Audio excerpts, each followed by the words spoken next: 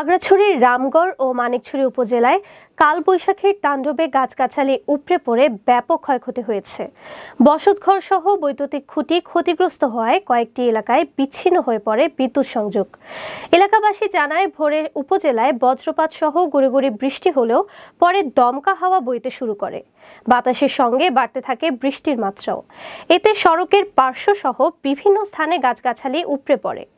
15 minute স্থায়ী এই ঝড়ে রামগড় বাজার, দারোগাপাড়া ও মহামনি এলাকায় গাছগাছালি উপড়ে বৈদ্যুতিক খুঁটির উপর পড়লে বিদ্যুৎ সংযোগ বিচ্ছিন্ন হয়ে যায়।